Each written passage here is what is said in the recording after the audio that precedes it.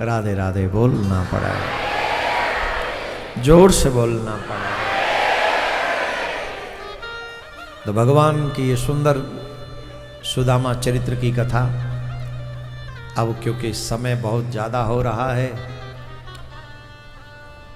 समय है नहीं, प्रसंग बहुत हैं, पर हरि अनंत हरि कथा अनंता कहई सुनई बहु वेद सब संता।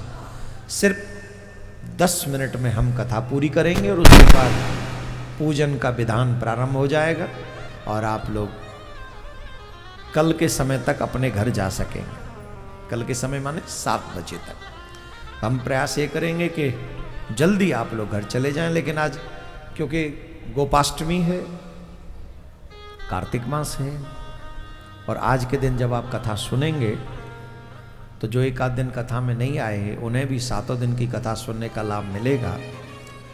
तो प्रेम पूर्वक, श्रद्धा पूर्वक, विनम्रता से आप विराजमान रहें। पुनः एक बार आग्रह करता हूं, शास्त्र ऐसा कहते हैं जब भी कोई यज्ञ करो, कथा सुनो, कोई अनुष्ठान करो तो उसके बाद दक्षिणा अवश्य देनी चाहिए, उसका पूर्ण फल मिलता है। तो दक्षिणा जो देते हैं वो सब महाराज को लगती है जो पंडित जी कथा सुनाते हैं, लेकिन मुझे अपने लिए आपसे कुछ नहीं चाहिए। अगर दक्षिणा देना चाहते हो तो आने वाले समाज को बचाने के लिए जो गुरुकुलम निर्माण हो रहा है, आज जब कथा पूर्ण हो तो जिन लोगों ने अपने हाथ भींच रखे हैं यहाँ पर भी या दूर सुन रहे हैं वहाँ पर भी, कुछ न कुछ सामर्थ्य अनुसार थोड़ा सा सहयोग कीजिए और एक ऐसा निर्माण जो कि न सिर्फ गुरुकुलम की बिल्डिंग का निर्माण होगा अपितु आने वाले हमारे देश के भविष्य का निर्माण होगा, धर्म का निर्माण होगा। मैंने आपसे अपने लिए कभी कुछ नहीं मांगा है, जब भी मांगा है समाज और धर्म देश के लिए मांगा है। आप लोग अपना थोड़ा सा धन द्रव्य पवित्र करके इसे सपने को साकार करिए। आइए अब कथा को संपूर्णता की ओर लेकर चलते हैं। भगवान ने बहुत सुंदर सुंदर लीलाएं द्वारिका में की हैं, लेकिन देखा यदुवंश जो उन्हीं का परिवार है वो बहुत बढ़ गया है, तो उनकी कुछ मनमानी भी बढ़ रही है। तो ठाकुर जी को लगा कि मेरे जाने से पहले थोड़ा इनको भी कंट्रोल में करना चाहिए, क्योंकि पृथ्वी पे तो धर्म का ही स्थापना करने हम आए हैं। तो एक बार कुछ संत द्वारका के आसपास में आए हुए थे, तो एक बच्चे को साड़ी पहनाई। कई लोग बड़े उपद्रवी होते हैं, संत महात्माओं को मजाक उड़ाते हैं, उपहास उड़ाते हैं। अब तो सोशल मीडिया का जमाना है, गाली भी जम के देते हैं, भगवान को भी उल्टा सीधा बोलते हैं। मैं तो पत्रकार बंधु, अगर आप कुछ लिख सकें कल तो प्लीज ये लिखिएगा, भारत सरकार को ये नियम बनाना चाहिए, कोई भी व्यक्ति अगर भगवान पर अभद्र टिप्पणी करता है, धर्माचार्यों पर अभद्र टिप्पणी करता है, साधु संत शंकराचार्यों पर अभद्र टिप्पणी करता है, तो उसे भी कठोर कानून के तहत सजा होनी चाहिए। ये किसी को भी राइट नहीं है कि गाली गलौज आप इंटरनेट पे करो। आप भगवान को अपशब्द नहीं बोल सकते, और अगर भारत में भगवान को अपशब्द बोलने की अनुमति सोशल मीडिया पे है तो मैं दावे से कह सकता हूं ये भारत वो भारत नहीं है जिसका निर्माण हमारे भगवान करते हैं। ये वो भारत नहीं। और भारत सरकार को भी, योगी सरकार को भी, उत्तर प्रदेश की सरकार को ऐसा कानून बनाना चाहिए कि कोई भी भगवान के ऊपर, धर्माचार्यों के ऊपर, साधु संतों के ऊपर गाली गलौज नहीं कर सकता इंटरनेट पे। अब हम जैसे कथावाचक को छोड़ दें, उसमें कोई ये ना समझे कि आप खुद अपने लिए कर रहे होंगे। भगवान मेरे नहीं, आपके भी हैं। शंकराचार्य भगवान मेरे नहीं, आपके भी हैं। महामंडलेश्वर जगत गुरु, जिनको कोई भी अपशब्द बोल देता है, ये हम सबके हैं। अगर कोई भगवा धारण किए हुए साधु को अपशब्द बोलता है, धर्माचार्य को कोई जगत गुरु को अपशब्द बोलता है, तो वो अकेले जगत गुरु को नहीं बोलता, वो पूरे सनातन को बोलता है। उस पर कंट्रोल होना चाहिए। किसी को भी अनुमति नहीं कि मेरे भगवान पे और जगत गुरुओं पे कोई कुछ बोल दे। आपको बोलना है सरल शब्दों में, अपनी भाषा में, कोई सभ्य भाषा में आप अपनी विरोध जताना जताइए। गाली देने का अधिकार किसी को नहीं, और उस पर कानूनी कार्रवाई होनी चाहिए, कठोर सजा होनी चाहिए। जो भगवान पर अपशब्द बोले उसे तो कम से कम 10 साल की सजा होनी चाहिए।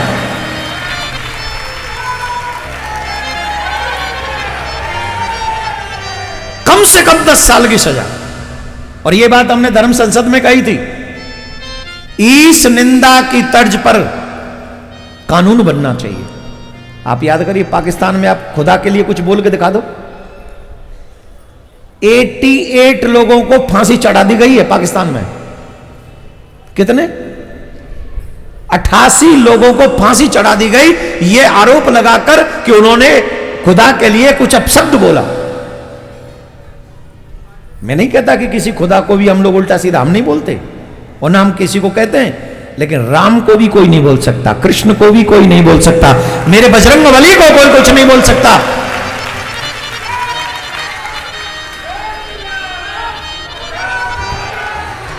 जोर से बोलना पड़ेगा, जब बोलना ही है तो जोर से बोलना पड़ेगा। कौन कौन चाहता है ये कानून बनना चाहिए? जोर से बोलो, कौन कौन चाहता है ये बनना चाहिए? तो ये जनता की पुकार है, आस्थावान लोगों की पुकार है। भावना उन्हीं की हट नहीं होती जिनका आतंकवादियों से अटैचमेंट है, भावना उनकी भी हट होती है जिनका भगवान के साथ अटैचमेंट है। हम भगवान के साथ अटैचमेंट रखते हैं, हमारी भी भावनाएं हैं। तो कथा पूरी करें। अब संतों का उपास करने के लिए साड़ी पहनाई और कहा कि एक लड़के को साड़ी पहनाई और कहा सी इज अ प्रेग्नेंट। हम ये बात जानना चाहते हैं कि पुत्र होगा या पुत्री। तो नेत्र बंद किए संतों ने, तो उन्हें पता चला कि ये तो पुरुष है, ये हमारा उपास उड़ा रहे हैं। तो उन्होंने साफ दे दिया, जनस्थितियो मंदापू मूसलम कुल नाशनम। इससे जो जन्म लेगा वो तुम्हारे कुल का नाश कर देगा। तुरंत साड़ी हटाई तो मूसल निकल पड़ा और डर गए। उग्रसेन जी ने सलाह दे दी, उसे पीसो, समुद्र में फेंक दो। समुद्र में फेंका, चूरा बहकर सागर के तट पे आ गया। उससे एल का नाम की घास बन गई। इतनी सी कील बची थी, उसे मछली ने निगल लिया। मछली को शिकारी ने पकड़ लिया। जब कील निकली तो तीर के आगे लगा ली। तो उसी कारण से पूरा यदुवंश जो है भगवान के धाम के लिए प्रस्थान कर गया। और जब ठाकुर जी को वो कील लगी तो भगवान भी जाने की तैयारी करने लगे। और जब भगवान जाने की तैयारी करने लगे तो उद्धव ने आकर बहुत सुंदर प्रश्न किए। भगवान ने बहुत सुंदर सुंदर उपदेश दिए। 2-3 चीजें हम आपको बता दें, उन उपदेशों का सार बता देते हैं। बताएं? बताएंगे नहीं? एक तो 24 गुरुओं का वर्णन किया, दत्तात्रेय जी के 24 गुरुओं का वर्णन। उन 24 गुरुओं में से एक गुरु थी पिंगला नाम की वैश्या। जितने भी जवान हैं ध्यान से सुनो। आज जिनके चेहरे पे चमक है वो ध्यान से सुनो। जिनके जीवन में धन की चमक है वो ध्यान से सुनो। जिनके जीवन में पद की चमक है वो ध्यान से सुनो। जिनके जीवन में बल की चमक है वो थोड़ा ध्यान से सुनो। सब दिन होत न एक समान, हर दिन बराबर नहीं होते। हमारे यहां कहते हैं कभी घोड़ी के ऊपर सवार तो कभी सवार के ऊपर घोड़ी। कैसे? पिंगला नाम की वैश्या इतनी सुंदर थी, इतनी सुंदर थी, बड़े बड़े राजा महाराजा अपॉइंटमेंट लेके मिलते थे। लाइन लगी थी राजाओं की। उस समय के राजाओं को यह लगता था इससे नहीं मिले तो जीवन खराब। उस लेवल की सुंदर थी वो। लेकिन जवानी गई, बुढ़ापा आया, तन की खाल सुकड़ गई, चेहरे पे झुर्रियां पड़ गई। अब वो काजल भी लगाती है तो सुंदर नहीं लगती। जवानी में जो काजल प्रलय करता था, एकदम घायल कर देता था लोगों को, अब बुढ़ापे में वही काजल उसको बदसूरत बनाता है, बुरी बनाता है। सुबह से दोपहर हो गई, श्रृंगार करके खड़ी थी कि कोई मेरी तरफ देखे, मुझसे मिलने आए। पहले लोग मिलते थे अपॉइंटमेंट देके, राजे महाराजे बड़े बड़े लोग। आज स्वयं खड़ी है छज्जे पे, कोई मुझसे मिलने आए। सुबह से दोपहर, दोपहर से शाम, शाम से अंधेरा हो गया, एक मिलने नहीं आया। वो फूट फूट के रोने लगी। वारे समय कितना विचित्र है, आज मुझे देखने वाला भी कोई नहीं। वो कहती है इसमें दोष लोगों का नहीं है, इसमें दोष मेरा ही है। जब मेरा अच्छा समय था तो मैं संसार के लिए सजती रही, कभी भगवान के लिए नहीं सजी। अगर मैं भगवान के लिए सज गई होती तो आज मेरे जीवन का ये दिन मुझे न देखना पड़ता। महाराज फूट फूट के रोने लगी, कमरे में बिस्तर पे लेटी लेटी फूट फूट के सारी रात निकल गई। और उसने निश्चय कर लिया कि आज के बाद मैं दुनिया के लिए नहीं सजूंगी, आज के बाद मैं गोविंद के लिए ही सजूंगी। और फिर उसने जीवन भर अपने कृष्ण के लिए सजना प्रारंभ कर दिया। इतना सजी मेरे कृष्ण के लिए, जब दुनिया ने छोड़ दिया तो कृष्ण ने एक्सेप्ट कर लिया। ऐसा सजी कि आज भागवत में सजी हुई है वही।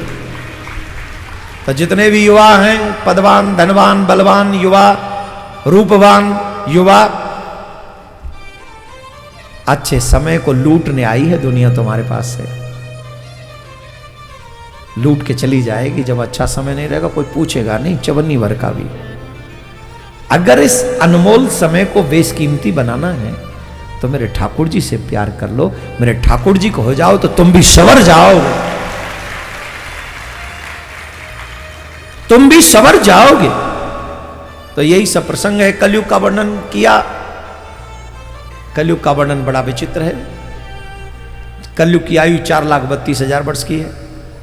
4 चरणों में बांटा गया। 1,08,000 वर्ष का प्रत्येक चरण है। अभी 5,000 कुछ वर्ष निकली हैं। पहले चरण में जीव की आयु 100 वर्ष, दूसरे में 50, तीसरे में 25, चौथे में 12.5। घोर कलयुग होगा जब हाइट इतनी हो जाएगी चने के पेड़ के नीचे बैठ के छांव लेगा। भुखमरी इतनी हो जाएगी एक रोटी के टुकड़े के पीछे किसी की जान ले लेगा और अपनी जान दे देगा। नदी के उस पार कोई पानी अन्न का टुकड़ा दिखा रहा हो और नदी बह रही हो भर के, तो एक टुकड़ा पाने के लिए नदी में छलांग लगा देगा, वो मर जाएगा। इतनी भुखमरी होगी। और अनर्थ कितना होगा। आज तो हम सबको सरनेम पता है, माँ बाप पता है, बेटा बेटी पता है, बहन भाई पता है। उस समय ये पता ही नहीं होगा मेरा बाप कौन है, बहन कौन है, बेटी कौन है, भैया कौन है, माँ कौन है। जैसे पशु जन्म जिससे लेते हैं वयस्क होने पर उसी से रमण करते हैं, वही दुर्दशा मानव की हो जाएगी। और 9 वर्ष का बच्चा नाना बन जाएगा। ये घोर कलयुग होगा। इसलिए हे मानवों, अभी तो भक्ति की धारा बह रही है, राधा नाम की धारा बह रही है, भगवान की कथाएं हो रही हैं, गंगा जमुना बह रही है। ये सुंदर समय है। इसी समय में अपना कल्याण कर लो। अगर ये समय निकल गया तो आने वाला समय तुम्हें कल्याण करने देगा नहीं। इसीलिए हम कहते हैं अभी नहीं तो, अभी नहीं तो जिन जिन को अपने कल्याण की चिंता है, आज अभी इसी समय से मेरे कृष्ण के हो जाओ, मेरे गोविंद के हो जाओ। अदरवाइज समय बहुत विपरीत आने वाला है। भगवान से पूछा जब आप पृथ्वी छोड़ के जाएंगे तो धर्मम किम शरणम गतः, धर्म किसकी शरण में जाएगा। तो भगवान कहते हैं हम पृथ्वी छोड़कर नहीं जा रहे, हम अपने स्वरूप को भागवत में विराजमान कराकर जा रहे हैं। जो भी जीव भागवत की शरण में आएगा वो मेरी ही शरण में आएगा। जो भागवत से मांगोगे मैं ही दूंगा। मुझ में और भागवत में कोई भेद नहीं है। ऐसा कहकर भगवान ने अपने स्वरूप को भागवत में विराजमान कराया और स्वयं अंतर्ध्यान हो गए। बोले कृष्ण कन्हैया लाल की जय। आइए भागवत को प्रारंभ से लेकर अंत तक करते हैं। जो जहां आए वहीं हाथ जोड़ ले और प्रेम से श्रवण करे। दोनों हाथ जोड़िए और भागवत का प्रथम श्लोक उच्चारण करिए सभी।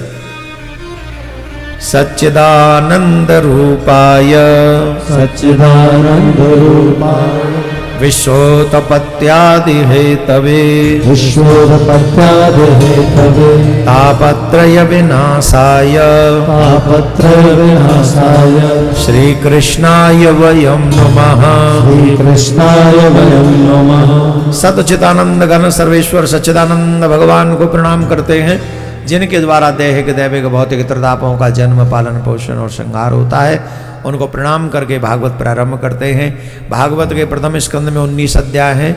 सूत सौनक संवाद 6 प्रश्नों के साथ 24 अवतारों का वर्णन है। द्वितीय स्कंद में, जिसे प्रस्तावना स्कंद कहते हैं, 10 अध्याय हैं और जिसमें सद्यो मुक्ति क्रम मुक्ति का वर्णन है। तृतीय स्कंद में 33 अध्याय हैं जिसमें विदुर मैत्रेय संवाद है और कपिल देवहूति का संवाद भी है। चतुर्थ स्कंद में 31 अध्याय हैं जिसमें विसर्ग लीला का वर्णन किया गया है। इसमें अनुसुईया जी का चरित्र है, ध्रुव जी का चरित्र है, पृथु जी का चरित्र है, पुरंजन का चरित्र है। ये बहुत सुंदर सुंदर चरित्र हैं। पंचम स्कंद में 26 अध्याय हैं। इसमें ग्रह नक्षत्र का वर्णन है, ऋषभदेव जी का वर्णन है, जड़ भरत जी का वर्णन है, भूगोल खगोल इत्यादि का वर्णन इसमें किया गया है, नरकों का वर्णन किया गया है। षष्ठम स्कंद में 19 अध्याय हैं जिसको पोषण लक्षण लीला का रूप कहा गया है और इसी में अजामिल की कथा आती है, वृत्तासुर का प्रसंग आता है, नारायण कवच का उपदेश इसी में आता है। सप्तम स्कंद में 15 अध्याय हैं जिसमें भगवान स्वयं, भूत भावन भगवान इत्यादि का प्रसंग और नारद युधिष्ठिर संवाद, हिरण्यकश्यपु एवं प्रहलाद जी का चरित्र, नरसिंह अवतार का वर्णन इसमें किया गया है। अष्टम स्कंद में 24 अध्याय मनवंतरों का वर्णन इसमें किया गया है। राजा बलि की कथा इसमें आती है। 3 पग भूमि में ही भगवान उनका सर्वस्व हरण कर लेते हैं, मत्स्य अवतार का वर्णन है। नवम स्कंद में 24 अध्याय हैं। सूर्य वंश का वर्णन है, दिलीप, रघु, अज, दशरथ एवं राम जी के जन्म का वर्णन इसमें किया गया है। दसम स्कंद में 90 अध्याय हैं जिसे निरोध लीला कहा गया है। भगवान का जन्म, ब्रज में जाना, ब्रज में माधुर्यमय लीलाएं, उसके बाद मथुरा आना आदि आदि ये प्रसंग है। एकादश स्कंद में 31 अध्याय हैं। मुक्ति लक्षण लीला का वर्णन इसमें किया गया है। नवयोगेश्वर संवाद, कृष्ण उद्धव संवाद, दत्तात्रेय के 24 गुरुओं का निरूपण इसमें किया गया है। भगवान हंस, श्रीमद हंस समारंभाम, जिस हंस संप्रदाय को हम लोग निम्बार्क संप्रदाय कहते हैं, सनक सनंदन सनातन सनत कुमार के संशय का निवारण जब ब्रह्मा जी नहीं कर सके तब भगवान नारायण ने ही हंस अवतार लेकर उनको उपदेश दिया था। उस हंस अवतार का भी वर्णन एकादश स्कंद में आता है। द्वादश स्कंद में 13 अध्याय हैं जिसमें कलयुग का वर्णन, कलयुग के राजाओं का वर्णन, परीक्षित महाराज को मोक्ष की प्राप्ति, तक्षक का आना डसना, ये श्राप की पूर्ति पर है। राजा परीक्षित 7वें दिन अपने स्थान से खड़े हुए, सुखदेव मुनि को द्रव्य दक्षिणा देकर तिलक करके साष्टांग दंडवत करके प्रणाम किया, गंगा के तट पर आए, कुशासन पर बैठे। तक्षक का आना डसना ये श्राप की पूर्ति पर है। राजा के प्राण उसी समय भगवान में समा गए थे जिस समय श्रीमद् भागवत महापुराण संपन्न हुई थी। भागवत में 18,000 श्लोक हैं, 335 अध्याय हैं और 12 स्कंद हैं।